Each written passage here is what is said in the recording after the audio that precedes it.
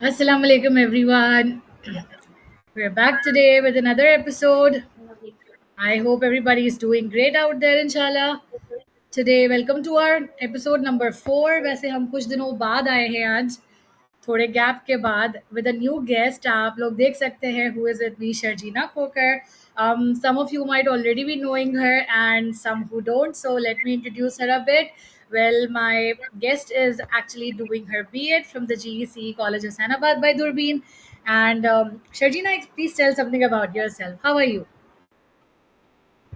I'm good. Walaikum Javiya. Thank you so much for inviting me. और Most welcome. मैं शर्जीना खोकर जैसे कि आपने बताया अपना बीएड इस वक्त कंप्लीट कर रही हूँ उसके साथ साथ ऑर्गेनाइजेशन के साथ डिफरेंट एजुकेशन फील्ड के कुछ काम करती हूँ like observing the teachers who are doing their the courses like early child and technology courses and मैंने टीच ऑर्गेनाइजेशन के साथ तकरीबन 2 साल पहले से काम शुरू किया था और उनके ही कुछ प्रोग्राम में मैं एनरोल रहती हूँ उनके साथ कुछ असिस्टेंट जो है ट्रेनिंग्स में भी पार्ट लिया है and that's all That's wonderful. And thank you so much for joining me today, by the way. So, आज हम वैसे क्या बात करने वाले हैं थोड़ा सा ऑडियंस को ब्रीफ करते हैं like it's all about education right so आप पहले थोड़ा सा अपना एक्सपीरियंस बताएं कॉलेज के हवाले से कि how is your B Ed going by the way और जर्नी कैसी जा रही है सो फार. ओके सो अगर मैं स्टार्ट से बिल्कुल बताऊं तो बीएड करने का जो पहला एक ख्याल आया था वो ये था कि यार एक बैचलर्स की डिग्री होनी चाहिए सो बैचलर्स डिग्री के लिए सोचा क्या करूं तो सबसे पहले सोचा कि यार बीए मैं सोचा नहीं यार बीए तो खैर बड़ा आम सा है फिर एक बीएड प्रोग्राम मेरी नज़र से गुजरा जो कि दूरबीन के कॉलेज से था गवर्नमेंट एलिमेंट्री कॉलेज से तो वैसे ये कुछ इंटरेस्टिंग लग रहा है और क्योंकि मैं ट्यूटर भी रह चुकी हूँ तो मुझे थोड़ा-सा इंटरेस्ट था पढ़ाने में और तो मैंने सोचा है चलो बीएड की तरफ जाते हैं ना। तो जब मैं बीएड की तरफ गई और गवर्नमेंट एलिमेंट्री कॉलेज में गई तो पहले जब मैंने कुछ दूसरे बीएड कॉलेजेस देखे तो मुझे लगा यार वही रोट लर्निंग वाला सिस्टम है और बस आए, आप बैठे, आपने क्लासेस ली, नहीं ली, आपके पेपर्स होंगे नॉर्मल केयू से एफिलिएटेड है और वहीं से पेपर होंगे, कुछ रिटन पेपर्स होंगे ये वो और आप बीएड कर जाओ। लेकिन जब मैं गवर्नमेंट एलिमेंट्री कॉलेज में आई तो मुझे पता चला कि B Ed is not something like कि आपने सिर्फ उसको रटना है, पढ़ना है, पेपर दे देना है। बीएड कुछ ऐसा है जिसके लिए आप कोई लाइक बहुत स्ट्रगल करनी पड़ती है जो कि बीएड करना, एक एजुकेटर बनना, एक टीचर बनना स्पेशली एक बहुत बड़ी ज़िम्मेदारी है। वो मुझे यहाँ आके पता चला कि किस तरह से एक टीचर जो है खुद को कितना रिफाइन करती है ताकि वो एक अच्छी एजुकेशन प्रोवाइड कर सके, एक अच्छा एजुकेटर इन फ्यूचर बन सके। तो यहाँ आके मुझे बेसिकली पता चला कि टीचर जो हमारे यहाँ एक स्टीरियोटाइप है टीचर के लिए कि क्या है जो घर में बैठा है फारिग है वो टीचर बन जाए वो एजुकेशन फील्ड में चला जाए सिर्फ पढ़ाना ही तो है जबकि ऐसा नहीं है मुझे इस कॉलेज में आके इस बात का अंदाजा हुआ जो मेरे अपने फैकल्टी मेंबर्स हैं उन सब से सीख के उनके एक्सपीरियंसेस जान के मुझे अंदाजा हुआ कि यार ऐसा बिल्कुल भी नहीं है टीचिंग एक बहुत टफ जॉब है और इसके लिए उसको समझना बहुत जरूरी है तो बेसिकली आज जो हम बात करने जा रहे हैं वो यही है कि एज अ फ्यूचर एजुकेटर आपको किस तरह का होना चाहिए तो आपकी कैसी प्रोफेशनल डेवलपमेंट होनी चाहिए कि आप एक फ्यूचर एजुकेटर बन सके क्योंकि एजुकेटर इटसेल्फ एक टर्म नहीं है it's like a whole world जिसमें आपके बहुत सारे स्टूडेंट्स आपसे सीखते हैं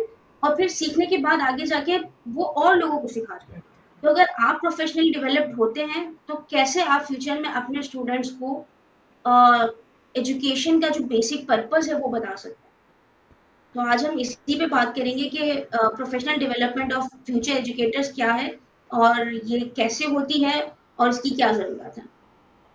बिल्कुल बिल्कुल दुरुस्त फरमाया और सच a beautiful way you have explain the entire realm of the teaching industry and a teacher in general के बेसिकली एक एजुकेटर को जो है वो यानी कि किस तरह हमारी सोसाइटी में एक लाइटली लिया जाता है या एक कैजुअली एक मतलब लिया जाता है प्रोफेशन को. तो ठीक है, shall we put up the presentation Sharjeena and continue with it then. Sure आज सो ऑडियंस को मस्ट मूव बहुत सारे उनके उन सवालों के जवाब मिलेंगे होपफुली इंशाल्लाह हमारी इस प्रेजेंटेशन के दौरान. आप लोग अपने क्वेश्चंस भी पुटअप कर सकते हैं साथ साथ. और प्रेजेंटेशन रेडी है ना, आ गई स्क्रीन पे. Presentation is not displayed yet. Okay, yeah, now it's there. Right. there? Yeah. Perfect. Start. Okay, so जैसे कि मैंने आपको बताया कि हम बात करने जा रहे हैं professional development of future educators की। सो आगे बढ़ते हैं। सबसे पहले बात करते हैं कि प्रोफेशनल डेवलपमेंट इटसेल्फ है क्या।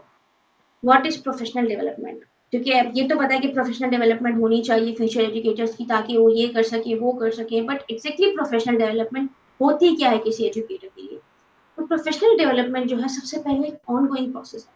लाइक इसको करने के लिए आपको ऐसा नहीं कि अगर आप एक टीचर हैं तो आप अपनी टीचिंग छोड़ दें क्योंकि आपको जो है प्रोफेशनली डेवलप्ड होना है, नहीं। ये एक ऑन गोइंग प्रोसेस है। आप टीचिंग के साथ साथ इसे लेके चलते हैं क्योंकि आपकी जिंदगी का हर लम्हा एक लर्निंग है। तो जब आप ऑन गोइंग प्रोसेस समझ के इसको करते हैं तब आप इसको ज्यादा बेटर इम्फेसाइज कर सकते हैं।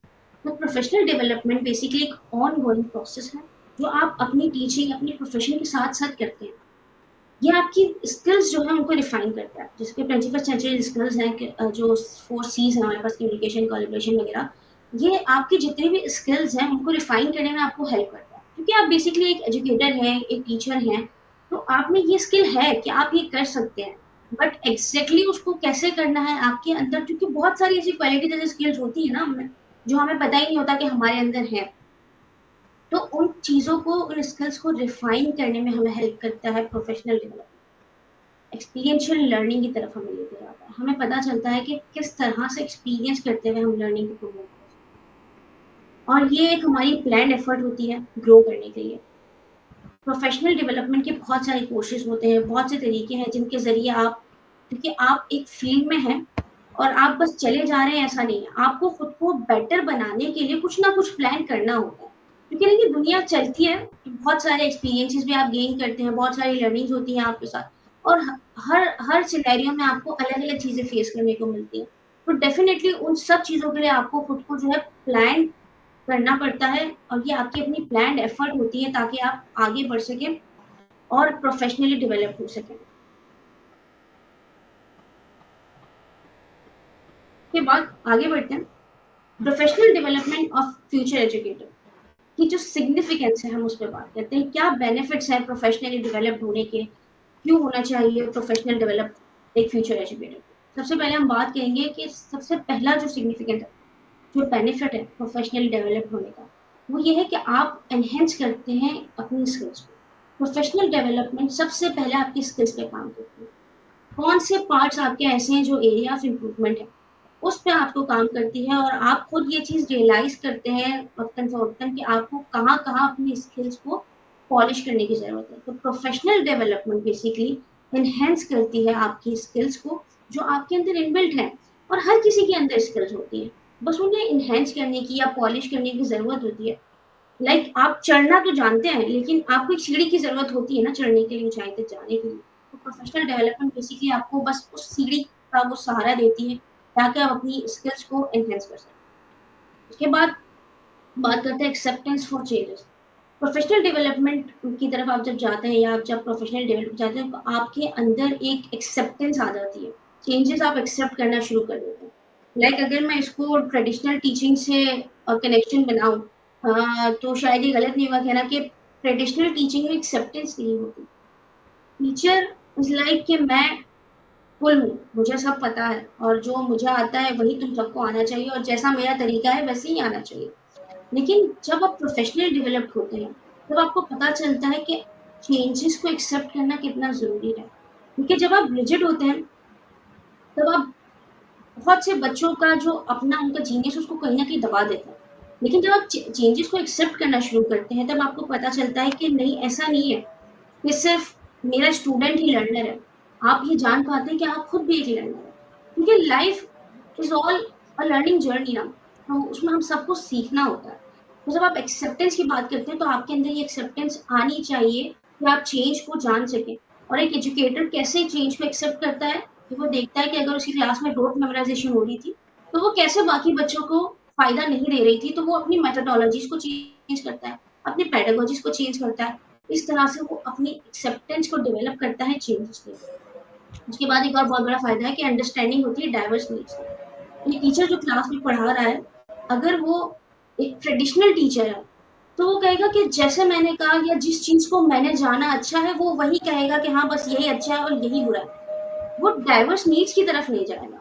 वो ये देखेगा ही नहीं कि मेरे स्टूडेंट्स कितने डाइवर्स बैकग्राउंड से आ रहे हैं, उनकी अपनी डिफरेंट नीड्स हैं, उनको उन नीड्स के तहत कैटर करना, डाइवर्स नीड्स को समझना और उनको नीड्स के ज़रिए कैटर करना प्रोफेशनल डेवलपमेंट आपको सिखाता है। अगर आप प्रोफेशनली डेवलप्ड होंगे तभी आप जान सकेंगे कि डाइवर्स नीड्स है क्या और आपका स्टूडेंट किस तरह से डाइवर्स नीड्स लेके डाइवर्स बैकग्राउंड से आपकी क्लासरूम के अंदर आ रहा है। उसके लिए ज़रूरी है कि आप एक बहुत अच्छे ऑब्जर्वर बने। जब आप प्रोफेशनल डेवलपमेंट की तरफ जाते हैं तो आपको सिखाया जाता है कि आपको कैसे एक साइलेंट ऑब्जर्वर बनना है। पहले आप ऑब्जर्व करते हैं, उसके बाद आप एक एक्शन प्लान की तरफ जाते हैं कि इस बच्चे को इस चीज़ की ज़रूरत है, तो उसको उस तरह से कैटर किया जाता है। ये ये पूरा एक सिनेरियो है जो आप अपनी क्लासरूम में देखेंगे या देखते होंगे। तो ये प्रोफेशनल डेवलपमेंट ही है जो आपको ये चीज़ सिखा सकती है। फिर बात अच्छा करते हैं कल्चरल कॉम्पिटेंसी की।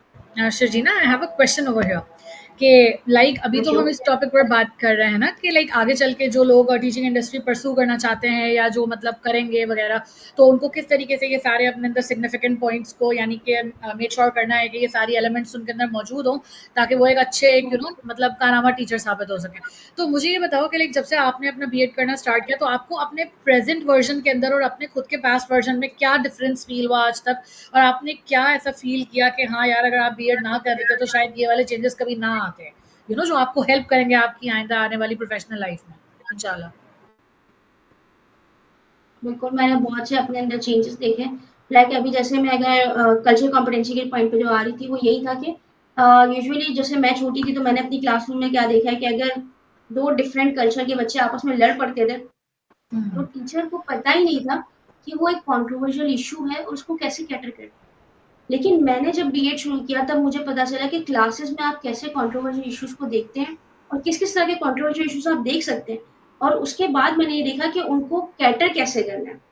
हमने अपने डिफरेंट कोर्सेज में जो है इस चीज़ को देखा था टीचिंग के दौरान कि कंट्रोवर्शियल इश्यूज कैसे-कैसे हो सकते हैं, उनको कैसे कैसे कैटर किया जा सकता है। उसके लिए सबसे ज़रूरी होता है कि आप जो है पहले तो ऑब्जर्वर बने, आप देखें कि क्या बात हो रही है। उसके बाद आप रियलाइज़ करें कि बात किस तरफ जा रही है। और टीचर का उसमें रोल ये होता है कि वो किसी भी एक को गलत नहीं कहती, किसी दूसरे के सामने। लेकिन हम बचपन में ये देखते थे ना कि टीचर बोलती थी, "हाँ, तुम्हें क्या पता, तुम्हें तो कुछ नहीं पता, ये वो बैठ जाओ सारे।" या यूजुअली वो एग्जैक्टली। डाँट देती थी कि चुप हो जाओ और इस पे बात नहीं करनी। वो बात वहीं खत्म कर दी जाती है। मगर कंट्रोवर्शियल इश्यूज़ पढ़ाने का तरीका ये है कि आप चीज़ों को ऑब्जर्व करें और किसी को भी गलत ना कहें। इवन टीचर उस वक़्त खुद एक बहुत न्यूट्रल फेस पे होनी चाहिए कि वो ऐसा कोई भी कमेंट पास ना करे जिससे वो कंट्रोवर्शियल इश्यू को और हवा मिले, वो और भड़क जाए। टीचर का बहुत न्यूट्रल रोल होता है। और मैंने बहुत, अगर मैं कहूँ, सबसे ज़्यादा हाइलाइटेड मेरी लर्निंग जो थी अब तक की बीएड की, वो ये थी कि आप किस तरह से क्लासरूम में डाइवर्स नीड्स को कैटर करते हैं, कल्चरल कॉम्पिटेंट बनते हैं। तो प्रोफेशनल डेवलपमेंट, अगर मैं अपने बीएड कोर्स की बात करूँ, तो डेफिनिटली मुझे प्रोफेशनली डेवलप कर रही है, क्योंकि मैंने यहाँ देखा है कि चीज़ों को किस तरह से हैंडल किया जाता है।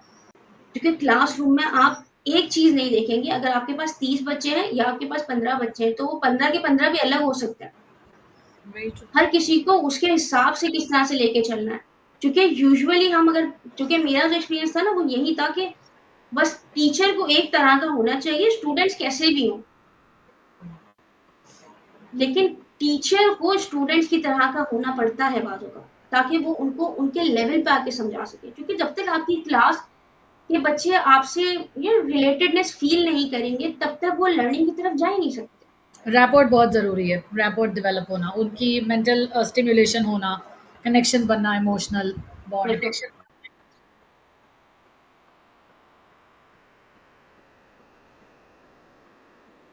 तो हम यही बात कर रहे थे कि जो कल्चरल कॉम्पिटेंसी है, वो यही चीज़ है जो मैंने भी डिस्क्राइब किया आपको कि हर कल्चर की आपको एक तो अवेयरनेस होनी चाहिए एज़ अ फ्यूचर एजुकेटर, और दूसरा ये आपको इज़्ज़त देनी होगी। आप किसी भी कल्चर से बिलॉन्ग करते हो, लेकिन आपको ये पता होना चाहिए कि आप हर कल्चर को इज़्ज़त करें। आप ये चीज़ गेट से गेट क्लास में नहीं करेंगे, आपका स्टूडेंट कभी भी इस बात की पहचान नहीं करेगा कि कल्चर को इज़्ज़त देना कितना ज़रूरी है। वो हमेशा जो हमारी जो दुनियावी जंग है ना कि तुम पठान हो, तुम बलोच हो, तुम सिंधी हो, तुम ये हो, वो इसी में रह जाएगा। एक प्रोफेशनली डेवलप एजुकेटर कल्चर को इज्जत देता है और वो डेमोन्स्ट्रेट करके अपनी क्लास में दिखाता है, ताकि उसके जो फ्यूचर स्टूडेंट्स जब आगे जाएं तो वो दुनिया में ह्यूमैनिटी को प्रमोट करें, ना कि अपने अपने कल्चर की बेसिस पर वो हमेशा अलग अलग रहे। ये बहुत जरूरी है और ये आपको प्रोफेशनल डेवलपमेंट सिखाती है। इसके बाद हम बात करेंगे पॉजिटिव क्लासरूम मैनेजमेंट पर। तो जो पॉजिटिव क्लासरूम मैनेजमेंट होता है, फिर वही बात आ गई जो भैया जो मैं अभी आपसे कह रही थी कि टीचर जो है डांट मार के झगड़े बोल के झगड़े सॉल्व कर दो, बैठ जाओ, और अगर आपने कुछ नहीं किया या होमवर्क नहीं किया, क्लास में आप कुछ भी ऊँच नीच हरकत कर रहे हैं, तो टीचर आपसे कहती है कि आप क्लासरूम का मैनेजमेंट खराब कर रहे हैं, आप क्लास से बाहर निकल जाओ। राइट। उसकी लर्निंग हो गई। बिल्कुल। हो सकता है उस बच्चे को चाहिए इतना हो कि वो बाहर चला जाए, मुझे पढ़ना ही नहीं था, चलो जान छूटी यार, सुकून मिल गया। तो पॉजिटिव क्लासरूम मैनेजमेंट ये एक बड़ा नेगेटिव एस्पेक्ट है कि जिस तरह से टीचर्स निकाल के बच्चों को बाहर खड़ा कर देती हैं या उनको बाकी के 20 बच्चों के सामने पनिश कर देती है, उससे बच्चों की बहुत मेंटल हेल्थ डिस्टर्ब होती है।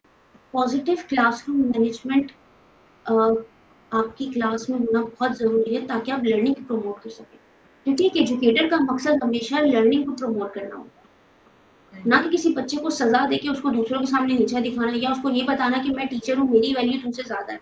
और अगेन वही शर्जीना, पता है तो वो वाली बात आ पॉजिटिव जाती है क्लासरूम कि जैसे ये जो अभी आपने कहा ना कि अगर बच्चे को क्लास से फौरन से बेदखल कर दिया, तो यार इस तरह के क्रैंकी बिहेवियरल पैटर्न्स जो होते हैं, इनके पीछे बाज़ों का ना एक बहुत ज़्यादा बच्चा अनअटेंडेड भी होता है, उसकी इमोशनल नीड्स भी होती हैं that have not been met otherwise, तो वो कहीं ना कहीं वो जो अटेंशन चाह रहा होता है टीचर की, वो क्योंकि रैपोर्ट बिल्डिंग की अगर कमी होगी, लैकिंग होगी, टीचर को अवेयरनेस नहीं होगी, तो अगेन ये सारी प्रॉब्लम होगी कि बस वो अपने एक काम से जान छुड़ाने के लिए वो बच्चे को बाहर ही निकाल देंगी।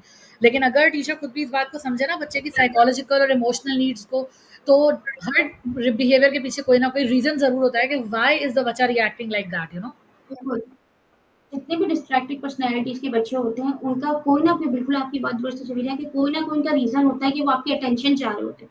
अब क्योंकि वो बच्चा है, वो नहीं जानता कि मुझे ये अटेंशन लेनी कैसे, तो उसके पास एग्जैक्टली। जो तरीका उसको लगेगा वो वही करेगा। वो क्लास में चीजें फेंकेगा, वो दूसरों को मारेगा, वो शोर मचाएगा, कि मेरा टीचर नहीं करेगी।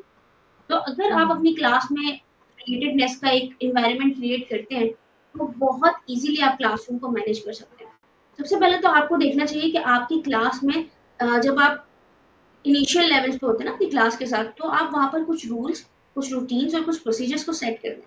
और उनको सेट करने का सबसे अच्छा तरीका ये है कि आप अपने बच्चों के साथ मिलकर उन रूल्स को बनाएं, ताकि वो उन रूल्स की कदर करना जाने। क्योंकि अगर आप लाके ये चीजें इम्पोज कर देंगे ना अपने बच्चे पर कि भाई तुमने चुप रहना है, बात नहीं करनी, अगर जवाब देना है तो हाथ उठा के जवाब देना है, आप बच्चों से पूछें आप क्या चाहते हैं। आप उनको फील करवाएं कि वो भी एम्पावर्ड है अपनी क्लास के अंदर। जब तक आप उन्हें इन्वॉल्व है। फील नहीं करवाएंगे ना, बिल्कुल, आप कनेक्शन नहीं बनाएंगे, आप फील नहीं करवाएंगे, बच्चे आपकी मैनेजमेंट खराब करते रहेंगे। आप कभी अकेला टीचर क्लासरूम मैनेज नहीं करते, आपको अपने स्टूडेंट्स का साथ लाजमी चाहिए होता है, तभी आप अपनी क्लास को मैनेज कर सकते हैं। आप अपने बच्चों के साथ बैठें, रूल्स पे बात करें, रूटीन से बात करें, आप उनसे कहें कि आपके घर में किस तरह के रूल्स फॉलो होते हैं, आपका क्या रूटीन है, क्या हमारी क्लास का भी ऐसा रूटीन नहीं होना चाहिए, क्या हमें इस तरह से नहीं करना चाहिए। क्योंकि जब आप बच्चों से उनके रिस्पॉन्सेज लेते हैं ना, तो वो इतना ज्यादा आपसे कनेक्टेड फील करते हैं, वो कहते हैं यार ये बात मैंने बताई थी ना, अब ये मुझे करके दिखानी है। Very true. बिल्कुल ऐसा ही होता है। तो इस तरह से आप जो है, ये जो सारी चीजें ना, क्योंकि मैं एक प्रोफेशनल डेवलपमेंट के प्रोग्राम में हूँ, तो मैंने ये सब चीजें अब सीखी हैं। मुझे भी नहीं पता थी ये सारी चीजें, लेकिन जब मैंने ये चीजें सीखी तो मैंने देखा यार, मैंने जब खुद पे इस चीज को अपने फ्लैशबैक में जाके देखा, अपनी स्कूल की यादों में कुछ गई, तो मुझे पता चला यार अगर ये सब मेरे साथ हुआ होता, तो शायद कहीं न कहीं मैंने भी डिस्ट्रैक्शंस किए हैं अपनी क्लासरूम में बैठ के, तो मैंने वो ना की होती। मुझे भी फ़ील होता है कि यार मेरा टीचर मेरे साथ बड़ा एंगेज्ड है, बहुत अच्छी तरह से मुझे ट्रीट कर रहा है। तो मैं जितना मेरा रिज़ल्ट था उससे और अच्छा रिज़ल्ट लेके आती, क्योंकि मुझे खुद को प्रूव करने की एक होती है ना जंग होती है अपने अंदर के लिए, यार अब ये मुझे करके दिखाना है। जब आप बच्चों के ऊपर ट्रस्ट शो करते हो ना, कि मुझे आप पे भरोसा है, आप ये कर लोगे, तब ना करने वाला बच्चा भी आपको करके दिखाता है। और मोस्टली मैंने ऐसे सिनेरियोज़ देखे क्लासरूम में, जैसे हम कुछ ऑब्जर्वेशंस वगैरह के लिए जाते रहे, माइक्रो टीचिंग वगैरह हमारे कोर्स का एक हिस्सा रहती है, तो मैंने वहां पर कुछ ऐसे बच्चे ऑब्जर्व किए जो कहते हैं कि मतलब हमें कभी कहा ही नहीं गया कि हम ये कर सकते हैं। हमें बस ये बताया गया कि हम बैक बेंचर, हम पीछे ही बैठेंगे, हमारा काम पीछे बैठना है, वहां बैठ के हम काम करें ना करें टीचर को कोई फर्क नहीं पड़ता। क्योंकि जो आगे के 4 बच्चे काम कर लेते हैं ना, और उन्हीं में से एक प्रीफेक्ट होता है जो क्लास में खड़ा होके सारे बच्चों में हुकुम चलाता है, वो टीचर का फेवरेट। ये जो 22 वाला कॉन्सेप्ट भी टीचर्स ले आती है ना कि ये 4 अच्छे बच्चे जो पढ़ते हैं, तो इन्हीं को पढ़ाना है। ये चीज़ बहुत गलत है। यही चीज़ें आपके क्लासरूम मैनेजमेंट में बड़ा नेगेटिव एस्पेक्ट देती है। बात करते एब्सोल्युटली। हैं टेक्नोलॉजी इंटीग्रेशन पर। प्रोफेशनल डेवलपमेंट के जितने भी प्रोग्राम्स हैं, आप देखिए आजकल ऑनलाइन बहुत ज़्यादा हो रहे हैं। और आप चूँकि देखें एआई का कितना ज़्यादा ज़ोर है इस वक़्त हमारे मुआशरे पर, हमारी सोसाइटी पर। एआई हर चीज़ में एआई है। इवन हम अब जो असाइनमेंट्स करने लगे हैं ना, उसमें हम एआई का इंटीग्रेशन करते हैं। हम एआई और एचआई यानी आर्टिफिशियल इंटेलिजेंस और ह्यूमन इंटेलिजेंस का आपस में कंपैरिज़न करवाते हैं। हम बिल्कुल सही। एआई में जाके उसको देखते हैं कि वो हमें क्या दे रहा है और हम उसको क्या दे रहे हैं। डेवलपमेंट के जितने भी तो प्रोग्राम्स हैं। सॉरी। नहीं नहीं, I didn't say anything, actually it was the video. Continue please. Okay, okay. So जब टेक्नोलॉजी इंटीग्रेशन की बात आती है तो इस वक़्त ज़रूरत है हमें हमारे स्कूल्स में, हमारी क्लासेस में, हमारी पेडागॉजीज़ में, हमारी टीचिंग मेथड्स में इनकॉर्पोरेट करने की टेक्नोलॉजी को। हालाँकि हमारे पास रिसोर्सेज़ का बड़ा लैक रहता है, स्पेशली अगर मैं गवर्नमेंट सेक्टर्स की बात करूँ तो वहाँ पर तो बिल्कुल रिसोर्सेज़ नहीं है। क्योंकि मैं खुद ज़िंदगी ट्रस्ट के स्कूल वगैरह में जाके देख के आई हूँ, तो वो गवर्नमेंट एरिया है, गवर्नमेंट इदारे हैं। लेकिन बहुत अच्छा बिल्डअप किया है उन्होंने। लेकिन फिर भी चूँकि क्लासेस का साइज़ बहुत बड़ा है, तो टेक्नोलॉजी को वहाँ पर इंटीग्रेट करना बड़ा मुश्किल होता है। लेकिन जब मैंने इसको प्रोफ़ेशनली देखना शुरू किया, तो मुझे पता चला कि आप किस तरह से एक लैपटॉप से भी, अगर आपके पास एक लैपटॉप भी है, तो आप उस ये भी आपकी एक टेक्नोलॉजी का इंटीग्रेशन है आपकी क्लास में, कि आप उसके ज़रिए ही बच्चों को थोड़ा-थोड़ा हाँ, ठीक है, आपका थोड़ा टाइम टेकिंग हो सकता है ये प्रोसेस, लेकिन आप जब करना चाहो ना, तो आप कर सकते हो। जब प्रोफेशनल डेवलपमेंट में आप कदम रखते हो, तो आपको पता चलता है कि टेक्नोलॉजी का इंटीग्रेशन क्लासेस में ज़रूरी हो गया है। क्योंकि अब ये जो एक गैजेट है, ये हर बच्चे के हाथ में ऑलमोस्ट बचपन से आ गया है। उसको पता है इसको कैसे यूज़ करना है, इसमें कैसे चीज़ों को सर्च करना है। गूगल बहुत मामूली बात है बच्चों के लिए करना, अब तो एआई पे आ गए सारे बच्चे। तो अगर हम अपनी क्लासेस को उसी तरह से एक रट्टा का एक क्लास बना के रखेंगे, उसी तरह से ट्रेडिशनल लर्निंग की तरफ हम रहेंगे और टेक्नोलॉजी का इंटीग्रेशन नहीं करेंगे, तो ना हम आगे बढ़ सकेंगे, ना हमारी तालीमी निज़ाम आगे बढ़ सकेगा और ना ही हमारे बच्चे आगे बढ़ सकेंगे। हमारे बच्चे अगर मुश्किल से मैट्रिक भी कर लेते हैं, तो वो बस क्या है, उन्हें पढ़ना-लिखना आता है। हमने उनको टेक्नोलॉजी इंटीग्रेशन नहीं सिखाया। अगर हमने उन्हें टेक्नोलॉजी इंटीग्रेशन सिखाया, तो वो डेफ़िनेटली कहीं न कहीं जाके कुछ तो कर ही लेंगे, क्योंकि ज़माना जिस तरह से तेज़ी से आगे बढ़ रहा है, टेक्नोलॉजी का इंटीग्रेशन हमारे लेसन्स में बहुत ज़रूरी हो गया है, हमारी क्लासेस में बहुत ज़रूरी हो गया है। और इससे हम बच्चों को ये भी सिखा सकते हैं कि वो जो दिन-रात अपने गैजेट्स पे लगे हुए हैं, वो उसका नेगेटिव यूज़ ना करें। जब हम उन्हें क्लासेस में उसका पॉज़िटिव यूज़ करके दिखाएँगे, जब हम उनको खुद से ये डेमोन्स्ट्रेट करके बताएँगे कि how to use your technology positively, तब वो उसको पॉज़िटिव यूज़ करना सीखेंगे ना। और उनको हम जब डिफरेंसेस बताएँगे पॉज़िटिविटी, नेगेटिविटी के, तब वो जान सकेंगे कि टेक्नोलॉजी को किस तरह से हमने डिफरेंशिएट करना है, हमने पॉज़िटिव और नेगेटिव एस्पेक्ट्स में। तो प्रोफ़ेशनल डेवलपमेंट में जब आप जाते हैं, तो आपको पता चलता है कि टेक्नोलॉजी का इंटीग्रेशन कब, कहाँ, कैसे ज़रूरी है और उसका इस्तेमाल कैसे करना है।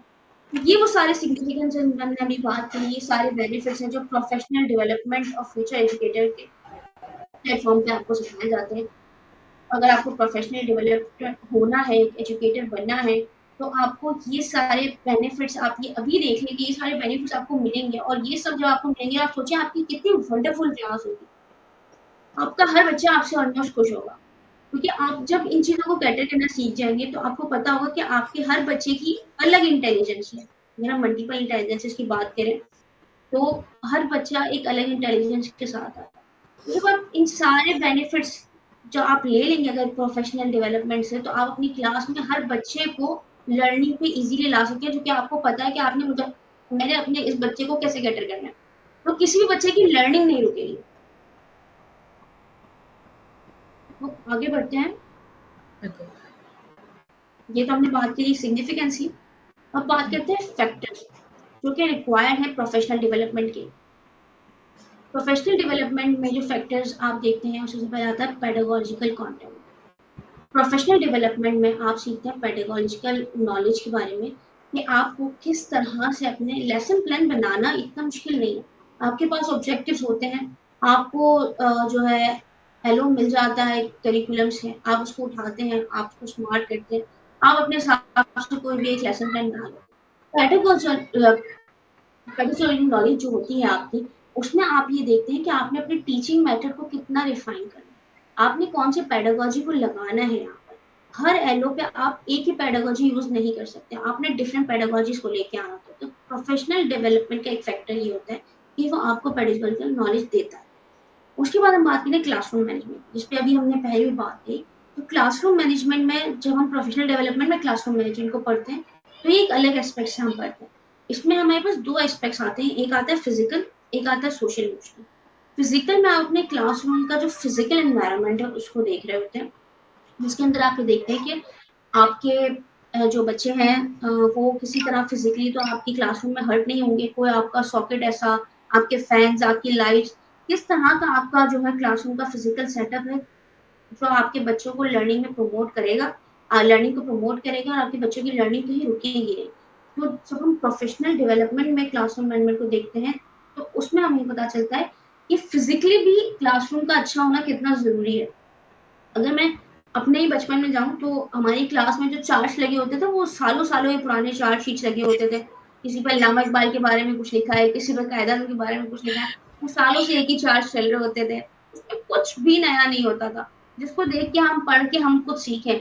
अगर हम क्लासरूम मैनेजमेंट के फिजिकल एस्पेक्ट को देखते हैं तो उसमें यहाँ तक हमें पता चलता है प्रोफेशनल डेवलपमेंट में जाने के बाद कि आपकी क्लास की दीवार पे लगा हुआ एक पर्चा अगर उसमें एक लाइन पे अपडेटेड आपने लिखी हुई है तो आपका बच्चा पढ़ के सीख सकता है। आपका फिजिकल एस्पेक्ट इतना मैटर करता है आपकी क्लास के साथ। वेरी और ट्रू। क्लासरूम मैनेज करने के लिए आपका जो फिजिकल एनवायरनमेंट है ये इतना इंपॉर्टेंट है कि आप अपने जो रूल रूटीन और प्रोसीजर्स बनाते हैं वो आप अपनी क्लास के वॉल्स पे लगाएं, बच्चों की फेसिंग पे लगाएं। जो आप सिखा रहे हैं, जो आप उनसे करवा रहे हैं, उनकी वो करी हुई प्रोजेक्ट, उनकी वो चीजें, वो सब आप अपने फिजिकल क्लास के एनवायरनमेंट में शो अप करें ताकि उन बच्चों को ऑनरशिप फील हो। उसके बाद हम आते हैं सोशल इमोशनल एस्पेक्ट के ऊपर। तो आपने अगर क्लासरूम अपनी, जैसे कि हमने पहले बात करी, मैनेज करनी है पॉजिटिवली, तो आपको सोशल और इमोशनल एस्पेक्ट बच्चों का देखना होगा कि उस बच्चे की नीड्स क्या है। अगर वो डिस्ट्रैक्शन कर रहा है तो क्यों कर रहा है, आप उसको चमाट मार के बाहर ना निकालें, बल्कि आप देखें कि वो किस हद तक क्या क्या कर रहा है और उसके बाद उससे बात करें। इसमें एक पार्टनरशिप का एस्पेक्ट भी आता है जो आप स्टूडेंट से करते हैं, जो आप एडमिनिस्ट्रेशन बॉडी से करते हैं और आप अपने स्टूडेंट के पेरेंट्स से भी पार्टनरशिप करते हैं ताकि आप आपके जो बच्चे की इमोशनल नीड है उसको फुलफिल कर सके। और जब आपके बच्चे इमोशनली जो है ना फुलफिल होंगे, तभी आपकी क्लासरूम बहुत अच्छी मैनेज हो सकती है। एक और फैक्टर पे बात करते हैं जो कि करिकुलम डेवलपमेंट का है। प्रोफेशनल डेवलपमेंट में आप करिकुलम डेवलपमेंट के बारे में भी पढ़ते हैं, सीखते हैं। उसमें आप देखते हैं कि बहुत सारी इंटीग्रेशन आप खुद से कर सकते हैं। आपके पास जो करिकुलम मौजूद है, अगर वो खुद डेवलप अभी नहीं हुआ है कुछ 2005-6 के बाद से, तो वो जो है आप उसमें से अगर एलओ उठा रहे हैं कोई, आप एक लर्निंग ऑब्जेक्टिव उठा रहे हैं, उससे आपने अपना लेसन प्लान बनाया है, तो ऐसा ज़रूरी नहीं है कि आप खुद बस जो आ रहा है उसी को लेके आपने बस पढ़ा दिया, जान छुड़ा दी। नहीं, अगर आप में करिकुलम डेवलपमेंट की नॉलेज होगी तो आप उनको मॉडिफाई कर सकते हैं। आप अपने बच्चों की नीड्स के लेवल्स के मुताबिक जाके उस पे काम करवा सकते हैं। आप खुद भी उसको डेवलप कर सकते हैं अपनी क्लास में। अच्छा, बाज़-औक़ात तो हमारे यहाँ ये होता है ना कि like people are lacking such awareness in the industry कि उनको सिलेबस और करिकुलम का डिफरेंस ही नहीं पता होता। ये मेजर बिल्कुल ऐसा क्वेरी ही। भी क्लियर नहीं होती कि मतलब दोनों में एक सटल डिफरेंस, एक अच्छा खासा डिफरेंस है, and it's very important, that has to be understood, right? But again क्योंकि इतने लूप होल्स हैं, इतनी जगह हमारे की अगेन इश्यूज होते हैं। वही बात है ना कि हमारी वही ट्रेडिशनल टीचिंग का जो सेटअप है कि आप जो है टीचर को आप एक सिलेबस पकड़ा देती है एडमिनिस्ट्रेशन कि आपने पूरे साल में इसको कवर कर देना है। अब वो आपका मसला है, आपने कैसे भी करना है। अब उस टीचर को लगता है कि हाँ बस ये पढ़ाना ही मेरा करिकुलम है। उस टीचर की एग्जैक्टली। प्रोफेशनल डेवलपमेंट कभी हुई ही नहीं है कि उसको पता चलता कि करिकुलम और सिलेबस में फ़र्क क्या है। सिलेबस तो ट्रेनिंग्स आपको नहीं होती। पूरी फाइन करके करिकुलम से दे दिया गया कि आपने ये चीज़ पढ़ानी है, लेकिन curriculum is a vast thing. क्योंकि उसकी प्रोफेशनल डेवलपमेंट नहीं है तो उसको नहीं पता। ये सारा लैक हमारी स्कूल एडमिनिस्ट्रेशन की तरफ से भी आ जाता है कि वो बस टीचर्स को जो है ना रोबोट्स की तरह काम करवाने में लगे रहते हैं। वो कभी अपने टीचर्स की प्रोफेशनल डेवलपमेंट की तरफ जाते ही नहीं, देखते ही नहीं कि उनको उसकी, आप देखिए अच्छे स्कूल्स में अगर हम टीचर्स की क्वालिटी की बात करें तो वो क्यों दिन ब दिन बढ़ती है। उसकी वजह ये है कि वो लोग अपने टीचर्स की प्रोफेशनल डेवलपमेंट पे काम करते हैं। वो खुद अपने टीचर्स को इनरोल कराते हैं डिफरेंट कोर्सेज में कि वो सीखें, उन्हें पता चले कि उन्हें किस तरह से क्लासेस को एंगेज करना है, अपने बच्चों की लर्निंग को आगे बढ़ाना है। उसके बाद बात करते हैं इंक्लूसिव एजुकेशन पर। इंक्लूसिव एजुकेशन का भी एक बड़ा है ना, मतलब एक माइंडसेट है हमारे यहाँ की। इंक्लूसिव एजुकेशन में क्या होता है कि हाँ ठीक है, हर बच्चे को लाके पढ़ाना है बस। जबकि इंक्लूसिव एजुकेशन का बेसिक मकसद ये है कि आप हर बच्चे को क्लास में फील करवाएं कि आप भी इंक्लूसिव हैं इस क्लास में, एक्सक्लूडेड नहीं है। सिर्फ बच्चा Right. बिठा देना इंक्लूसिव एजुकेशन नहीं है क्लासरूम के नहीं अंदर। उस बच्चे को उस क्लास की लर्निंग के अंदर इन्वॉल्व करना इंक्लूसिव एजुकेशन है। तो जब तक आप प्रोफेशनली डेवलप नहीं होते, आपको इस चीज का फर्क ही समझ नहीं आता कि इंक्लूसिव एजुकेशन क्या है। ये सिर्फ ये नहीं है कि आप बच्चे को क्लास में बिठा दें, बल्कि उस क्लास में रहते हुए वो बच्चा कितना इंक्लूसिव फील कर रहा है, ये एक आपकी जिम्मेदारी है बीइंग एन एजुकेटर। तो आया ये लेसन सब बातें, टेलर्ड ये है, सारे डिफरेंसेस।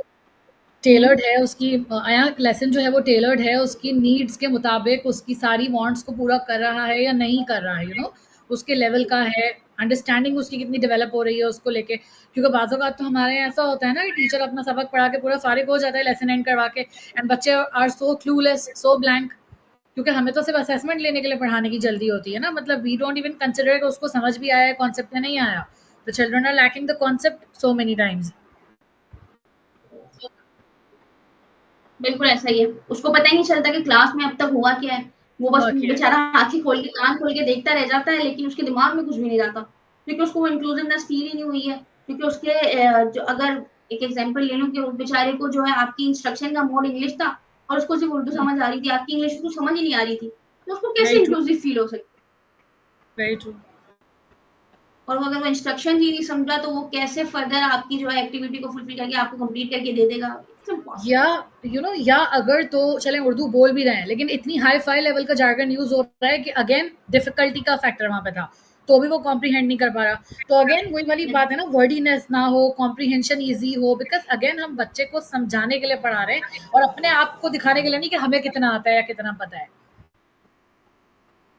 यही ना, यही चीज़ तो आपको प्रोफेशनल डेवलपमेंट सिखाती है कि आप बच्चे के लेवल पे जाके पढ़ाओ। अपने लेवल पे आके बच्चे को पढ़ाना, प्रोफेशनल डेवलपमेंट आपको इस चीज़ को मतलब डिनाई करते हैं। अगर आप प्रोफेशनल डेवलपमेंट की तरफ जाएँ, तो आपको पता चलता है कि आपको बच्चे की तरह होना पड़ता है, ना कि बच्चा। क्योंकि हमारे ट्रेडिशनल टीचर्स का क्या एक माइंडसेट था कि बच्चे को मेरी तरह आना चाहिए, उसको जैसा मैं कह रही हूँ उसको वो समझ आ जाना चाहिए, क्योंकि ये मैंने बोला है। Very true. लेकिन अगर बच्चा नहीं समझ रहा, तो उसकी एक वजह है। उस वजह में, उस रूट कॉज़ में जाके आपको समझना पड़ेगा चीज़ को, और फिर उस हिसाब से आपको उस बच्चे को समझाना पड़ेगा। अदरवाइज़ फ़ायदा नहीं है आपका ऐसा एजुकेटर होने का, क्योंकि आप एजुकेट कर ही नहीं रहे। सबसे पहले तो आपको एग्जैक्टली, खुद को एजुकेट करना पड़ेगा। Very true, very true. That's a sad reality. बिल्कुल, बिल्कुल। Then technology integration, as we discussed earlier कि टेक्नोलॉजी इंटीग्रेशन कितना ज़रूरी है इस वक़्त। और जो है ये फैक्टर है हमारे यहाँ के जो प्रोफेशनल डेवलपमेंट में यूज़ हो रहा है कि टेक्नोलॉजी को किस तरह से यूज़ करना है, कितना यूज़ करना है, और हमारे बच्चे को पता होना चाहिए कि उसको टेक्नोलॉजी का यूज़ नेगेटिवली, पॉज़िटिवली किस तरह करना है। सेकंडली, आप अपने बच्चे को ये सिखाएँ कि अ, सिर्फ़ पेपर पेंसिल पे आपने काम नहीं करना, आपको यहाँ भी काम करना है, ताकि आप फर्दर जब आप बाहर जाएँगे, आप इस स्कूल से निकलेंगे, आप आगे बढ़ेंगे, तो आपको टेक्नोलॉजिकल चैलेंजेस मिलेंगे। तो आपको उसको कैसे कैटर करना है, ये आप अपने बच्चे को सिखाते हैं तब जब आप खुद इस काबिल होते हैं। और इस काबिल होने के लिए आपको प्रोफ़ेशनली डेवलप्ड होना पड़ता है। अगर आप क्लास में खड़े होके ये कहें कि मैंने तो अपने बचपन से कॉपी पेंसिल पे ही पढ़ा है, तो मैं तुमको भी कॉपी पेंसिल से पढ़ाऊँगी। देखो, मैं भी तो आज टीचर हूँ, मैं भी तो तुम 30 बच्चों को पढ़ा रही हूँ, तो तुम लोग ऐसा क्यों नहीं कर सकते? तो वही बात है ना कि आप चेंज को एक्सेप्ट नहीं कर रहे। जब तक आप चेंज को एक्सेप्ट नहीं करोगे, आप अपने बच्चे को कभी भी वो नहीं सिखा सकोगे, जो उसकी या वक़्त की ज़रूरत है। फिर बात करते हैं प्रोफ़ेशनल एथिक्स पर। तो प्रोफ़ेशनल एथिक्स आपको सिखाता है, प्रोफ़ेशनली जब आप डेवलप हो जाते हैं, तो आपको प्रोफेशनल एथिक्स आ जाता है। लाइक हम इसको मैं ऐसे एक्सप्लेन करूँगी कि क्लासेस में हम यूजुअली देखते थे ना कि अगर टीचर से थोड़ा-सा टसल हो जाए, तो वो टीचर जो है आपकी बात जो है ना, बैरियर आपके टीचर के बीच में आ जाता था, और टीचर वो हमेशा रख के चलती थी। फिर वो आपकी मार्क्सिंग ग्रजेस पे भी होल्ड इफ़ेक्ट करना। होता था, फिर वो आपको बिल्कुल आपके जो है क्लास के एनवायरनमेंट में भी अलग से आपको एक फ़ील आ रही थी कि यार टीचर मुझे इग्नोर कर रही है, या मुझे और हार्शली सर जी ना, मेरे साथ बिहेव कर रही है। ये वाली बात पता है, बहुत अफ़सोस के साथ ये कहना पड़ता है, it's a very, very sad and ugly reality of our society still today, कि सरकारी अदारों में अगर हम देखें, लाइक गवर्नमेंट यूनिवर्सिटीज़, नाम नहीं लूँगी मैं किसी भी जगह का, बट ये चीज़ बाकायदा है कि आज तक प्रोफ़ेसर्स और टीचर्स जो है वो ग्रजेस निकालते हैं, एग्ज़ाम से बच्चों को फ़ेल कर देते हैं जस्ट बिकॉज़ उनकी अगर बच्चे से किसी बात पे नहीं बनी, या बच्चे ने अपना ओपिनियन कोई दे दिया किसी बात पे, कोई अपना फ्रीडम ऑफ स्पीच का तो यानी कि कोई इज़्ज़त ही नहीं है हमारी सोसाइटी ऑनरशिप में। नहीं है ना, बच्चे को काम की बिल्कुल, ऑटोनॉमी नहीं दी जाती बच्चे को। तो वेरी वो ट्रू। फिर जो प्रोफेशनली डेवलप नहीं है, जो हमारे टीचर, जो हमारे एजुकेटर, जो माशाल्लाह हैं बड़ी-बड़ी पोस्ट पर, लेकिन वो फिर दिल में इस तरह के ग्रजेस रख के बैठे हुए होते हैं, और फिर वो इन इन लोगों में प्रोफेशनल एथिक्स नहीं होते ना। उनका इश्यू ये है कि वो प्रोफेशनली वो कभी खुद को एथिकल बना ही नहीं सके, क्योंकि वो समझते हैं कि वही बात है ना कि हम कुल हैं, और कुल तो कोई भी नहीं है। हुँ। तो प्रोफेशनल डेवलपमेंट का एक फैक्टर ये है कि वो आपको प्रोफेशनली एथिकेटेड बनाता है। आपको पता चलता है कि प्रोफेशनल एथिक्स क्या है। अगर आपकी क्लास में कोई ऐसा सिनेरियो हो गया है, किसी स्टूडेंट ने आपसे बदतमीजी कर दी है, तो आप उसको जो है प्रोफेशनली एथिक्स यही आपको सिखाते हैं कि आप उसको कैटर कैसे कर रहे हो। आप उसको इग्नोर कर सकते हो, आप उससे पूछ सकते हो कि भाई क्या वजह थी आपके इस काउंसलिंग। हार्श बिहेवियर की। लेकिन वही बात है ना, जब तक आप उसको एक्सेप्ट नहीं करोगे कि ये स्टूडेंट जो है मेरा, ये मुझे ये बात कैसे कर गया, तो आप कभी भी हुँ, प्रोफेशनली एजुकेटेड नहीं हो सकते। तो प्रोफेशनल डेवलपमेंट आपको यही सिखाती है कि आपने प्रोफेशनल कैसे एथिक्स को अपने अप्लाई करना है ज़िंदगी पर, और फिर कैसे उसको अपनी क्लासरूम के एनवायरनमेंट पे इम्प्लीमेंट करके दिखाना है। क्योंकि जब आप आज अपने बच्चे से नहीं लड़ेंगे, तब कल वो बच्चा जाके किसी और बच्चे से नहीं लड़ेगा, और इसी तरह एक चेन चलेगी हमारी सोसाइटी में, जो पॉजिटिविटी को स्प्रेड करेगी। ये थे सारे फैक्टर्स जो हमने बात की प्रोफेशनल डेवलपमेंट के। अब आते हैं कैरेक्टरिस्टिक्स के ऊपर। एक प्रोफेशनली डेवलप्ड इंसान में आपको क्या कैरेक्टरिस्टिक्स दिखती हैं? तो एक प्रोफेशनली डेवलप्ड जो इंसान होता है, उसकी आपको 3 ख़ुसूसियात, 3 कैरेक्टरिस्टिक्स जो कि आपको बहुत नुमायाँ नज़र आएँगी उसमें, वो होती है communication skills, adaptability and empathy. तो कम्युनिकेशन स्किल से बात करते हैं, सबसे पहले कम्युनिकेशन स्किल्स जो है वो होती क्या है? किसी भी प्रोफेशनल डेवलप्ड इंसान में आप देखेंगे ना, तो उसका बात करने का तरीका ही अलग होगा। मतलब लाइक अगर मैं बहुत बुजुर्ग सीनियर टीचर, जो एक ट्रेडिशनल टीचर है, उसके सामने अगर मैं एक यंग प्रोफेशनल डेवलप्ड एजुकेटर को लाके खड़ा कर दूं, तो जब वो बात करेंगे ना, तो आप और मैं क्या, कोई भी देखेगा ना तो कह देगा यार इनमें जो है ना कम्युनिकेशन स्किल्स वाज़ेह नजर आ रही है कि कौन प्रोफेशनल डेवलप्ड है और कौन नहीं है। और ये हम देखते हैं कि कम्युनिकेशन वो जितने सीनियर होते जाते हैं, उनको लगता है कि उनके पास जो है ना सीनियरिटी की वो एक डिग्री आ गई है कि वो जो है जो बोलेंगे वो सब सुनेंगे, और वो जिस तरीके से बोलेंगे उसको सुना जाएगा। उसमें कोई मज़ाइका नहीं है, वो कुछ भी बोल सकते हैं। लेकिन रिजिडिटी कम्युनिकेशन डेवलप हो जाती है, हर चीज़ को पर्सनल लेके मैटर ऑफ ईगो बनाया जाता है एंड ऑल दैट। वो बड़े वोकल होते हैं, कहीं भी हो, कुछ भी हो, वो कुछ आस-पास वो कहते हैं हम सीनियर हैं, हमने सारी ज़िंदगी गुज़ार दी, हमें ये पता है, वो तक तुम्हें क्या पता है? लेकिन जो प्रोफेशनली डेवलप्ड इंसान होता है, वो कम्युनिकेशन स्किल्स में बहुत फाइन होता है। उसको पता है कि उसको कब, कहाँ, कितनी बात करनी है, कैसे बात करनी है। वो अपने बड़ों से किस तरह से बात करेगा, वो अपने बच्चों से किस तरह से बात करेगा। क्योंकि ज़ुबान ही होती है ना जो आपके दिल का हाल बताती है। सीना चीर के दिल तो किसी ने नहीं देखा कि आपकी नीयत कितनी साफ है। लेकिन आप जब बात करते हैं तो वो आपका टोटल आपकी पर्सनैलिटी का 80% हिस्सा आपकी ज़ुबान बता देती है कि आप किस तरह के इंसान हैं। तो जो प्रोफेशनली डेवलप्ड एजुकेटर होता है, उसकी कम्युनिकेशन स्किल्स बहुत फाइन हो जाती हैं। फिर बात करते हैं एडैप्टेबिलिटी की। एडैप्टेबिलिटी क्या है? एडैप्टेबिलिटी एक होता है एडॉप्ट करना, एक होता है एडॉप्ट करना। एडॉप्ट करने में हम ऐसा करते हैं कि डायरेक्ट जो चीज़ एज़ इट इज़ है उसको ले लिया जाता है, और एडैप्टेबिलिटी में होता है कि आप अपनी सर्कमस्टेंसेस के तहत उसमें एडaptation करके दिखाते हैं। आप उसमें कुछ ना कुछ मॉडिफ़ाई करते हैं, कोई मॉडिफ़िकेशन फ्लेक्सिबिलिटी होती है। आ जाती है ना। हुँ। बिल्कुल। तो आप जब एडैप्टेबल हो जाते, प्रोफेशनली डेवलप जब आप हो जाते हैं, तब आप एडैप्टेबल हो जाते हैं। आप रिजिड नहीं रहते कि अगर ये पेडागोजी ऐसी थी, अगर मेरा टीचिंग मेथड आज का लेसन प्लान का डायरेक्ट इंस्ट्रक्शन पे था, और किसी तरह बच्चों की किसी एक्टिविटी के जरिए वो इनडायरेक्ट पे पहुंच रहा है, तो मैं जो है उसको इनडायरेक्ट पे जाने नहीं दूंगी, क्योंकि मैंने ये जो है डायरेक्ट वाली अप्रोच अडॉप्ट की थी, तो मैं ऐसी ही रहूंगी। नहीं, अगर एक प्रोफेशनली डेवलप्ड एजुकेटर उस वक्त होगा, तो वो उसको उसी तरह मोल्ड होने देगा, क्योंकि उसमें अडेप्टेबिलिटी की स्किल मौजूद है। वो बच्चों की लर्निंग नहीं रोकेगा। वो कहेगा ठीक है, अगर इस रूट पे जा रहा है तो ये जा सकता है, हर चीज में फ्लेक्सिबिलिटी होती है, तो मैं इसको इस तरह से मॉडिफाई होने दे सकता हूँ, ये दे सकता हूँ। तो एक कैरेक्टरिस्टिक होती है अडेप्टेबिलिटी। फिर एक और जो बड़ी नुमाया कैरेक्टरिस्टिक होती है वो एम्पैथी। वो चीजों को एम्पैथाइज करता है। सिर्फ सिंपैथी अच्छा। दिखाना तो सब कर सकते हैं ना, लेकिन हमारे यहाँ सिंपैथी और एम्पैथी एम्पैथी दिखाना। में भी अक्सर कंफ्यूजन रहता है बहुत लोगों को। बिल्कुल, बिल्कुल। सिंपैथी तो ऐसा है ना कि मैंने किसी को गिरते हुए देखा, ओहो! मुझे अफ़सोस है आप गिर गए। लेकिन एम्पैथी ऐसा है कि आप उसके दर्द को फ़ील करें, हाँ यार ये गिर के हुँ, लगता कैसा है ना? Put your leg in another shoe someone's shoes, तो आपको पता चलता है कि उसको कितना दर्द है। तो उस दर्द को महसूस करता है एक प्रोफ़ेशनल डेवलपमेंट एजुकेटर, एम्पैथाइज़ कर पाता है अपने स्टूडेंट्स की नीड्स को, उनकी सोशल नीड्स को, उनकी इमोशनल नीड्स को, उनकी फिज़िकल नीड्स को भी एट टाइम्स, क्योंकि वो इस काबिल होता है कि वो चीज़ों को ऑब्ज़र्व करता है। तो जब वो ऑब्ज़र्व करता है तो उसको ये फ़ील खुद आ जाती है कि यार यहाँ पर ज़रूरत है एम्पैथाइज़ करने की, किस चीज़ को कब कहाँ एम्पैथाइज़ करना है, ये भी एक कैरेक्टरिस्टिक है प्रोफ़ेशनल डेवलप्ड एजुकेटर की। बच्चों को किस तरह से कैटर करना है क्लास में। बच्चे बहुत डिफिकल्ट होते हैं। आप किसी क्लास में, क्योंकि आप भी टीचिंग का एक्सपीरियंस रखती हैं, मैं भी रखती हूँ, हमारे साथ बहुत सारे ऐसे लोग होंगे यहाँ पर जो टीचिंग का एक्सपीरियंस रखते हैं। कई बच्चे बहुत डिफिकल्ट होते हैं। वो अपनी बातें मुँह से नहीं कर पाते, स्पेशली जब आप नए गए हुए होते हैं ना, जब तक आपकी एक बॉन्ड नहीं बनी हुई होती अपने बच्चों के साथ। तो जब तक आप बच्चों को ये चीज़ दिखाएँगे नहीं कि आप उनको एम्पैथाइज़ कर सकते हैं, उनके प्रॉब्लम्स को आप समझते हैं, आप भी वही फ़ील कर पा रहे हैं जो वो फ़ील कर पा रहे हैं, तभी आप अपने क्लासरूम को जो है ना एक बेहतरीन या वंडरफुल क्लासरूम बना सकते हैं। तो ये जो 3 कैरेक्टरिस्टिक्स हैं जो किसी भी प्रोफेशनली डेवलप्ड एजुकेटर में होती हैं, ये आपको बहुत नुमायाँ नज़र आएँगी उस एजुकेटर में जो प्रोफेशनल डेवलपमेंट की तरफ गया होगा। और ये बिल्कुल नहीं नज़र आएँगी आपको उस एजुकेटर में जो कि कभी इस चीज़ की अहमियत को समझ ही नहीं सकता। Very true. अब बात करते हैं कि हाउ प्रोफेशनल डेवलपमेंट हेल्प्स। जो प्रोफेशनल डेवलपमेंट है वो आपको कैसे मदद करती है। हमने देख लिया उसके ये फायदे हैं, उससे ये होता है, ये होता है, लेकिन ये आपको क्या बेसिक ऐसी एक चीज है जिसमें आपकी मदद करती है।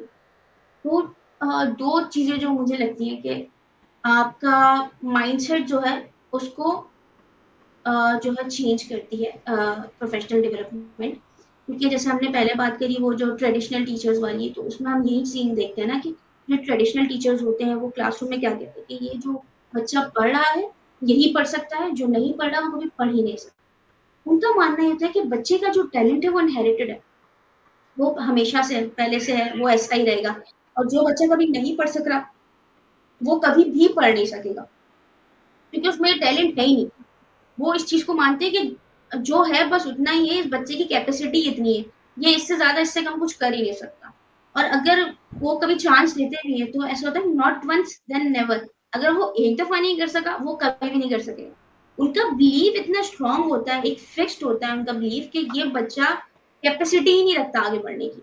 लेकिन जब आप प्रोफेशनली डेवलप्ड हो जाते हो, तब आपको पता चलता है आपका अपना माइंडसेट जब चेंज होता है फिक्स्ड माइंडसेट से, आप जब ग्रोथ माइंडसेट की तरफ आते हैं, तब आपको पता चलता है कि आपका जो बच्चा है वो इनहेरिटेड टैलेंट नहीं लेके आता। कोई भी बच्चा अपना टैलेंट अपने पैदाइश के साथ लेके नहीं आता। वो वक़्त के साथ-साथ डेवलप होता है। जितनी भी इंटेलिजेंसेस हैं, एबिलिटीज़ हैं, वो वक़्त के साथ-साथ ग्रो होती हैं, डेवलप होती हैं। आप ये बातें तभी समझ सकते हैं जब आप प्रोफेशनली डेवलप्ड हो जाते हैं, क्योंकि आप फिक्स्ड माइंडसेट से ग्रोथ माइंडसेट की तरफ आपको ये पता चलता है कि अगर बच्चा हार्ड वर्क करेगा, डेडिकेशन दिखाएगा अपने काम में, अगर आप खुद डेडिकेटेड होते हैं ना अपने बच्चे को पढ़ाने के लिए, तो आपको ये पता चलता है कि आपका बच्चा किस तरह से, अगर मैं इधर एग्ज़ाम्पल कोट करूँ, एक मशहूर मूवी थी तारे ज़मीन पर जिसमें वो ईशान अवस्थी जो बच्चा था, उसको क्या फिक्स्ड माइंडसेट के टीचर्स मिले थे ना, कि इसको तो नहीं आता, ये पढ़ ही नहीं सकता, इससे तो लेटर्स नहीं लिखे जाते, इससे ये नहीं होता, ये निकम्मा है। फिर वो चिढ़ता था तो वो बड़ी डिस्ट्रक्टिव हरकतें भी करता था, वो अपने घर में भी फ्रस्ट्रेशन निकालता था, क्योंकि उसको हर कोई फिक्स्ड माइंडसेट का मिला, तो ये नहीं कर सकता। जिसने एक दफ़ा नहीं किया ये कभी भी नहीं कर सकेगा। लेकिन फिर उस मूवी में एक हमें एक मोड़ देखने को, क्लाइमेक्स जब आता है, आमिर खान की जब एंट्री होती है, जो उसका टीचर होता है, वो ग्रोथ माइंडसेट का टीचर होता है, वो प्रोफेशनली डेवलप्ड टीचर होता है। वो देखता है कि ईशान अवस्थी एक ना जीनियस बच्चा है। वो उसको ऑब्जर्व करता है, उसको पता चलता है कि यार इसके साथ कोई मसला है। वो उस पे डेडिकेशन के साथ बहुत हार्ड वर्क करता है, जिसके बाद वो उस बच्चे को अपने उस एक ब्लैंक स्लेट से निकाल के जो उसका जीनियस है उसमें लेके आता है। तो वो इस बात पे बिलीव करता है कि इंटेलिजेंस और जो एबिलिटीज हैं बच्चों की, वो वक्त के साथ साथ डेवलप होती हैं। और इसको अगर हम दूसरी तरफ देखें तो वक्त के साथ साथ वो खत्म भी हो जाती है। अगर वो ईशान अवस्थी अपने उस टीचर से ना मिला होता तो वो उन फिक्स माइंडसेट्स में ही रहता, और जब तक वो उन फिक्स माइंडसेट में रहता वो बच्चा बर्बाद हो जाता, उसको तो पता ही नहीं चलता कि वो क्या कर सकता है क्या नहीं कर सकता। तो जिस तरह अगर एक टीचर आपको बनाता है तो उस तरह से आपको बर्बाद भी कर सकता है। अगर आप प्रोफेशनली डेवलप्ड एजुकेटर नहीं है तो आप अपने स्टूडेंट्स का फ्यूचर बर्बाद कर रहे हैं। आपको इस जिम्मेदारी को समझना चाहिए कि ग्रोथ माइंडसेट आपका होना चाहिए, ना कि फिक्स्ड और रिजिड माइंडसेट आपको होना चाहिए। क्योंकि आपकी ज़िम्मेदारी है।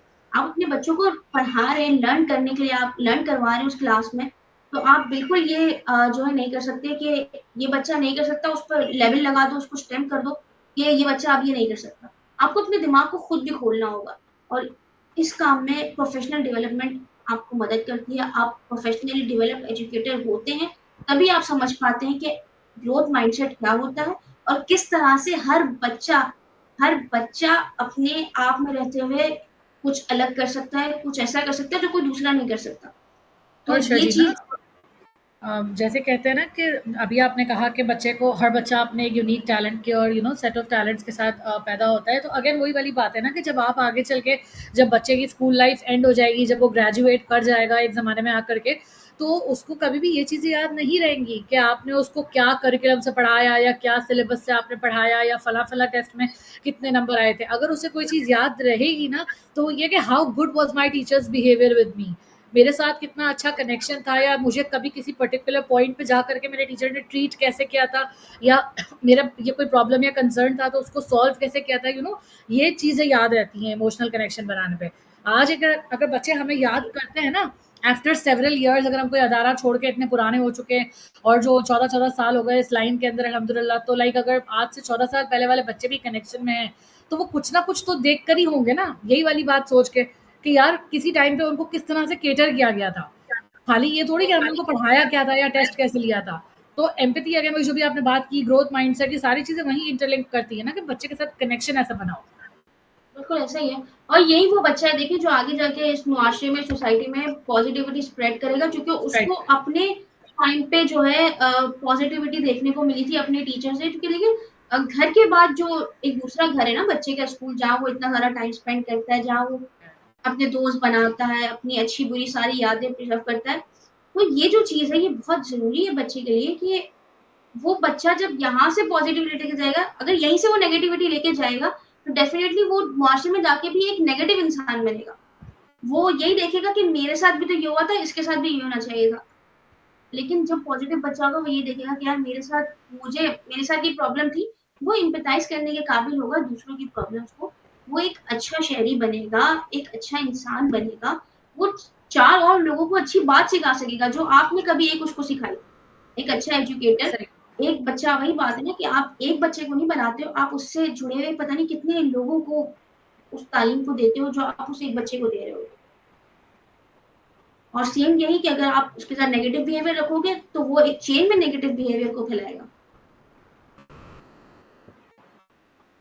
बिल्कुल वैसा ही है। और एक और बात यहाँ पर ये है कि जो आपने बात करी कि बच्चे बिहेवियर याद रखते हैं, तो ऐसा ही है। अब जो वो स्कूल में पढ़ रहे हैं, जो कॉलेज में पढ़ रहे हैं, यूनिवर्सिटी में पढ़ रहे हैं, ये जो बुक्स वाली जो उनको जो तालीम मिल रही है, ये सारी वो अपनी जॉब से अप्लाई कर रहे हैं, अपने काम पे अप्लाई कर रहे हैं।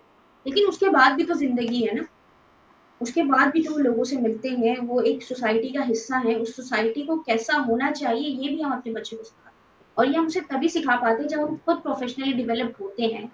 जब तक हमें नहीं पता होगा हम अपने बच्चों को कुछ नहीं सिखा सकते। हम एक सिर्फ एक नहीं, एक क्लास का नहीं, एक बच्चे का नहीं, हम पूरे मुआशरे का फ्यूचर अपने हाथ में ऐसे ही लेके फिर रहे हैं, क्योंकि हमें खुद नहीं पता कुछ, लेकिन हम समझते हैं कि हमें सब कुछ पता है।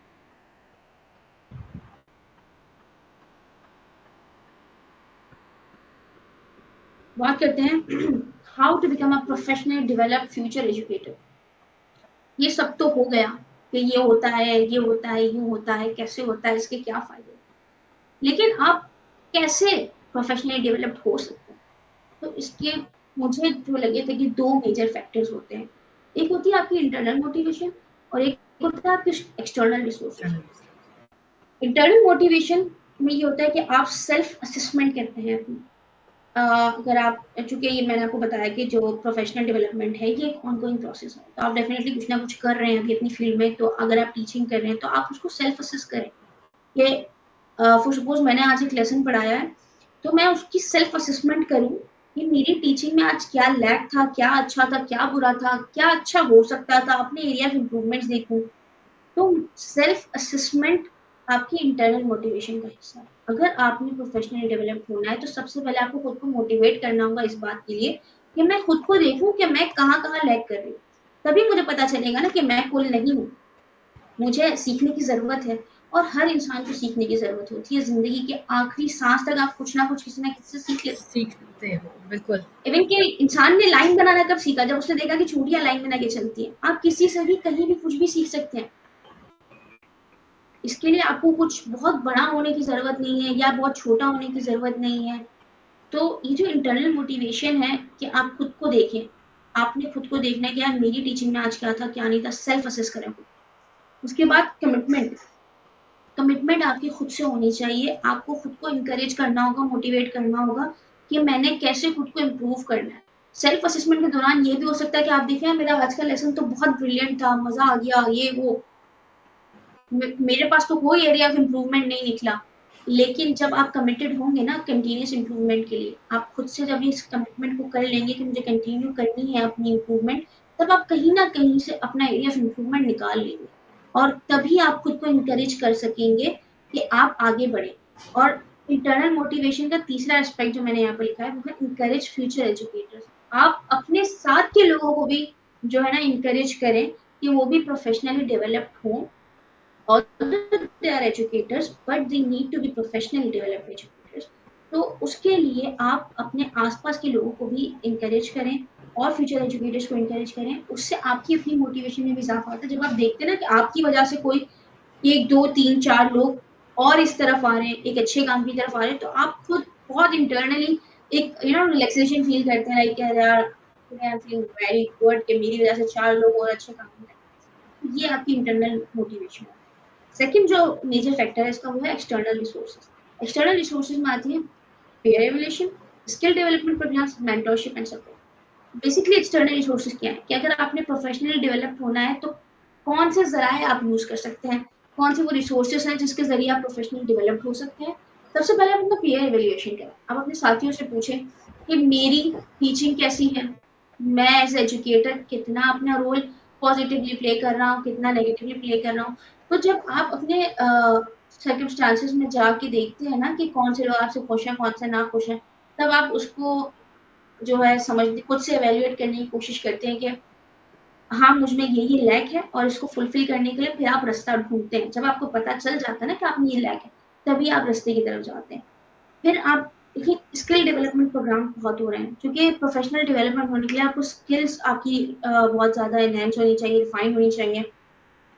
तो जो स्किल डेवलपमेंट प्रोग्राम्स होते हैं डिफरेंट, जिस तरह से मैंने आपको बात की कि पहले भी टेक्नोलॉजी की हम जब पॉइंट पे बात कर रहे थे कि बहुत सारे ऑनलाइन रिसोर्सेज हैं। अगर आपके पास टाइम नहीं है, आप घर में बैठ के कर सकते हैं। आपके पास आने-जाने के रिसोर्सेज का मसला है, आप वो भी कैटर कर सकते हैं। जस्ट आपके पास आपका एक गैजेट होना चाहिए, आपके पास इंटरनेट एक्सेस होना चाहिए। आप मतलब वही बात है ना कि आप चाहें तो कुछ भी कर सकते हैं। तो जब आपको पता होगा कि आपकी लैकिंग क्या है, आप रास्ता ढूँढेंगे, आप डिफरेंट प्रोग्राम में खुद को इन्वॉल्व करेंगे और सबसे बड़ी बात मेंटरशिप एंड सपोर्ट। ये भी एक एक्सटर्नल रिसोर्स है। अगर मैं खुद की बात करूँ, तो जब मैंने बीएड जॉइन किया था, तब मुझे ऐसा लगता था यार काम का बड़ा प्रेशर है, बहुत मुश्किल है, बहुत मसला है। फिर मैंने कुछ अपने मेंटोर्स देखे, उनसे मैंने सपोर्ट लिया, उन्होंने मुझे समझाया। ये चीज़ें सिर्फ़ मेरे साथ या आपके साथ या बहुत 2-4 लोगों के साथ नहीं है, ये मोस्टली हर दूसरे इंसान के साथ होता है कि उसको कहीं न कहीं सपोर्ट की ज़रूरत पड़ती है। उसको एक हाथ चाहिए होता है जो उसको बोले कि यार यू कैन डू इट। तो ये जो आपके मेंटोर्स होते हैं ना, जो आपसे बड़े हैं, जो प्रोफेशनली डेवलप्ड हैं, वो आपको जो सपोर्ट देते हैं, वो आपका एक्सटर्नल रिसोर्स होता है। और ये दोनों चीज़ें बड़ी इंटरलिंक्ड है कि अगर आप इंटरनली मोटिवेट हो और आपके पास एक्सटर्नल रिसोर्सेज नहीं है, तब भी आप प्रोफेशनली डेवलप नहीं हो सकते। और अगर आपके पास एक्सटर्नल रिसोर्सेज बहुत हैं, आपके पास कोई ऐसा इश्यू नहीं है, एक्सटर्नल रिसोर्सेज आप कभी भी अवेल कर सकते हैं, लेकिन आप इंटरनली मोटिवेटेड ही नहीं है, तो कोई फ़ायदा नहीं है। तो इन दोनों का साथ में होना बहुत ज़रूरी है। एक तो आप इंटरनली मोटिवेट हो और दूसरा आपके पास एक्सटर्नल रिसोर्सेज हो। ये वो 2 मेजर फैक्टर्स हैं जो आपको प्रोफेशनली डेवलप बना सकते हैं, इनको अगर आप फॉलो करेंगे तो आप डेफिनेटली प्रोफेशनली डेवलप एजुकेटर बन सकते हैं। हमारे पास टाइम भी अब बिल्कुल कम रह गया है, तो इंशाल्लाह हम रैप अप की हाँ, तरफ ही चलेंगे। हम ऑलमोस्ट रैप अप की तरफ है। वही सवालों का सवाल, सबसे बड़ा सवाल, why an educator need professional development, क्यों जरूरी है? बट ये सब तो फायदे हैं, ये हैं, वो हैं, सब कुछ हमने देख लिया कि यार इससे ये होगा, इससे वो होगा, इससे स्टूडेंट्स का ये फायदा है। लेकिन सबसे बड़ा सवाल ये है कि मुझे क्या जरूरत है प्रोफेशनली डेवलप होने की? मैं तो टीचिंग कर रही हूँ, मुझे कोई मसला नहीं है, लेकिन ये आपकी जिम्मेदारी है। अगर आप एजुकेटर बने हैं, आप टीचर बने, आप बाय चॉइस बने, आपको किसी ने फोर्स नहीं किया, आपको लग रहा था कि आप इस फील्ड में जा सकते हैं तो आप गए हैं। और जब आप गए हैं ना, तो ये आपकी जिम्मेदारी है कि आप अपने बच्चों के राइट्स को पूरा करें। आपका बच्चा, आपकी जिम्मेदारी है कि आप उसको वो बना के निकालें जिसके लिए उसके माँ बाप उसको स्कूल में भेज रहे हैं। ये आपकी रिस्पॉन्सिबिलिटी है। आपको सबसे पहले इस चीज को समझना होगा। आप हवाई बातें नहीं कर सकते, कहीं भी बैठ के किसी भी क्लास में जाके जितना आपको आता है आप उतना पढ़ा दें। ये आपकी जिम्मेदारी खत्म नहीं हो गई। टीचर की जिम्मेदारी बच्चे को पढ़ाने से, समझाने से, उसको कुछ बनाने तक की होती है। क्योंकि एक एजुकेटर सिर्फ पढ़ाता नहीं है, वो तालीम देता है, एजुकेट करता है, और तालीम आपको शऊर देती है। तो आपके पास शऊर होना जरूरी है ताकि आप अपने बच्चों को शऊर दें, और ये शऊर आपको प्रोफेशनल डेवलपमेंट के जरिए ही मिलता है। सही है। Thank you. That's all thank from my side for professional development of future educators. Thank you so much, Sharjina, for taking out your time and enlightening our audience. Mashallah, it was such a lovely, discourse. I really hope कि लोगों ने कुछ इससे take away ज़रूर उनको मिला होगा, उन्हें समझ आई होंगी ये सारी बातें। और अगेन वही रिक्वेस्ट है हमारी उन तमाम लोगों से जो या तो बीए परसू करना चाह रहे हैं इंशाल्लाह अभी अपने आने वाले दिनों में, या फिर अगर वो टीचिंग इंडस्ट्री की तरफ आना चाह रहे हैं, कि अगेन जैसे शर्जीना ने बहुत सारे हमें पॉजिटिव बातों से इनलाइटन किया कि आपके अंदर से पैशन होना ज़रूरी है, वो आपके अंदर की दिल की आवाज़ होना ज़रूरी है कि भाई आपको बाय चॉइस बनना है एंड नॉट बाय चांस, कि चलो जस्ट ऐसे ही टीचिंग इंडस्ट्री में आ जाते हैं बिकॉज एक पार्ट टाइम जॉब है या एज अ हॉबी या आसान जस्ट काम है। कैजुअल है, बहुत आसान काम है, इट्स इजी मनी एंड जो अजीब अजीब सी सारी वियर्ड कैजुअलिटीज बस हमारी क्या है, सोसाइटी टाइम में नहीं देना, सुबह उठे दोपहर में आ गए, आ खत्म गए बात। और पॉकेट मनी चाहिए, तो these should not be the factors या रीजंस जो आपको मोटिवेट करे टीचिंग में आने के लिए। रैदर आपके अंदर से ये चीज़ होना चाहिए कमिटमेंट के आप वाकई सोसाइटी के लिए कुछ कंट्रीब्यूट करना चाहते हैं, you really are looking forward to educate the community, the society, the people in the long run. And B Ed करने से बहुत बहुत ज़्यादा फ़र्क पड़ता है। डेफिनेटली आप मुकम्मल तौर पे आशना हो जाते हैं चीज़ों से, फैक्टर्स से, इम्पोर्टेंस से, कि आपने किस तरह से और कैसे डिफरेंट सिनेरियोज और सर्कमस्टेंसेस के अंदर जो है वो रिएक्ट करना है, लेके चलना है चीज़ों को, एंड आपका रद्द अमल क्या होना चाहिए बहुत सारी सूरतों में। So final word from you Sharjeena before the live stream just ends. I guess 1 minute 30 second आ गया।